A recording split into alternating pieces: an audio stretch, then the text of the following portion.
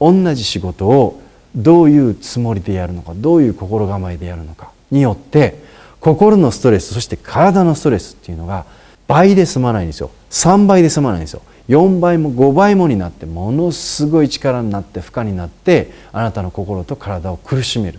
この現実を知ったときに、さてどういう心持ちで仕事をするかということです。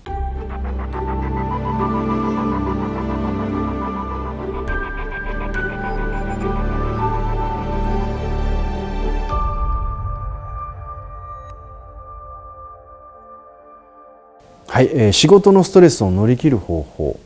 年齢がちょっと書いてないんですけど、おそらく男性ですね。症状としては、仕事のストレスを乗り切るにはどうしたらいいか。仕事の量が多すぎて、追い立てられていると。で、体調を以前崩してからもう自分の自信と根性をなくしてしまった。我慢すればいいと思っていたけれども、もう限界に来ていると。で、休みの日に遊びに行かないわけでもない、体を動かさないわけでもないけれども、遊びに行っても運動してても頭の中では仕事のことを考えているので発散できないと。で、お酒を飲んで鬱憤を晴らすっていうことをしようとしても、やっぱりお酒でごまかせない自分がいる。で、これまで何度も転職を繰り返しているので、これ以上転職はしたくない、ね、仕事のストレスをどうやったら乗り切ったらいいでしょうかというお悩みです。この方の問題点というのは、まず仕事がストレスだと思っているので、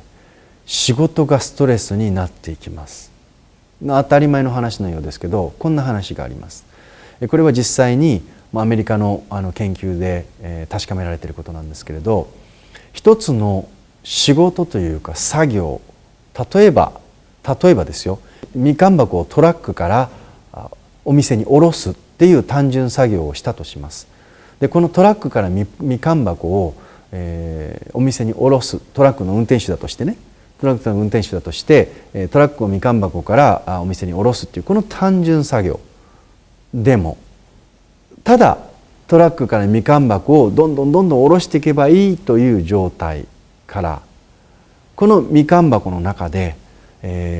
そのみかん箱に偶数の数字が書いてあるみかん箱と奇数の数字が書いてあるみかん箱があったとして、偶数の数字が書いてあるみかん箱だけを下ろしなさいという条件をつけた場合、ただどんどん積んであるみかん箱を下ろしていくのと、偶数の数字が書いてあるみかん箱を判断して選んで下ろすのとだと、実際に心の問題ではなくて筋肉の筋出力を調べていくと、例えばみかん箱が5キロだとします。この5キロが何倍もの、50キロとかね、もっと言うと100キロとかっていうぐらいの大きなストレスとして筋肉が感じてしまうというようなことが実際に科学的に確かめられた、検証されたという、そういう実験があります。何かというとですね、私たちが何気なくしている仕事で、この仕事をいやめんどくせえなとか、うわ大変だな、またこれかよと思いながらやってると、実は精神的なことだけではなくて肉体的にも同じ作業が何倍もの負荷になって私たちの体にのしかかってきてるっていう、それを体は負荷として感じてるっていうことなんですね。ですから心のストレスだけじゃなくて体のストレスも同時に来てるので、何倍も疲れるっていうことなんです。つまり私たちは一つの仕事、一つの作業に対してどのようにそれを受け止めるかによって全く違ったパフォーマンスになるし、全く違った疲れ方になってしまうってことなんです。で、今、仕事をストレスとして感じていらっしゃる方っていうのは多くの場合ですね、その鬱になる人とかも多いし、仕事に対してのモチベーションも失ってしまうし、本当に苦しんでます。ですからい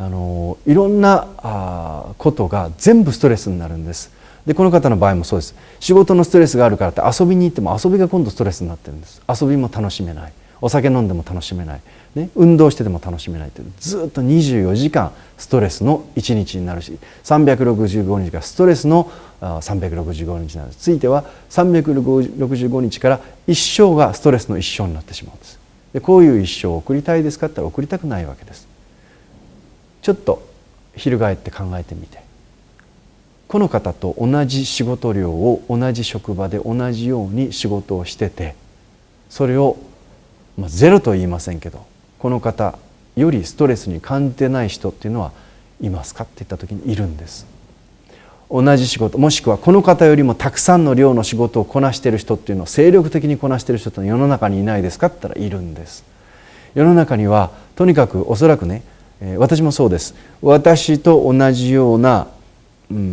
仕事量を、それ以上の仕事量をやってる人が世の中にいるかって言ったらいっぱいいらっしゃいます。私なんかまだまだ仕事してない方だと思いますね。真夜中の2時とか3時までいろんな原稿を書いてたりいろんな仕事をしてたり、それでいて朝の5時とか6時に起きるっていう生活を私もする時があります。そういう時もあります。でもじゃあそれは大変なことかって言ったら、もっと大変な仕事をしていらっしゃる人が世の中に5万といるわけです。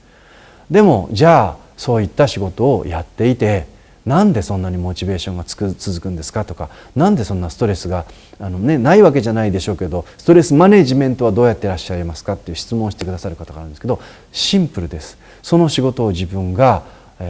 もう諦めるっていうのはしゃあないやと、もう完全に開き直って受け入れるか、嫌だな、もうまたこれやらなきゃいけない、また俺かよって、また追加になって言い続けるか、この違いです。同じ仕事をどういうつもりでやるのか、どういう心構えでやるのかによって、心のストレス、そして体のストレスっていうのが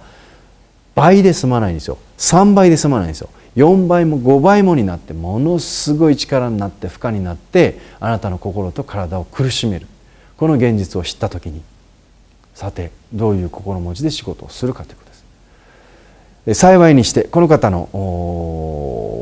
はですね、仕事のストレスをどうやったら乗り切ったらいいですかって質問を挙げてくださっているので、なんとか乗り切りたいと思ってらっしゃるはずなんです。なのでこの方も問題はあるかといった時に、この方は今は問題はないです。何にもない。一生懸命自分はそこから乗り越えようと、もうすでにそういう意思を示しているから、あとは方法ですよね。ということで処方箋練習してください。これは何も根性じゃなくて練習によって培われることです。精神的なストレスの克服法というのは、野球の練習、サッカーの練習と同じように練習をして身につけていくことです。自分の意志の力というのは練習をして繰り返しトレーニングしていくことなんです。ですからストレスの乗り越え方というのはトレーニングによって身につけることができるということが大前提で処方箋です。あなたが明日やる仕事、新しい仕事が追加されたら、よっしゃ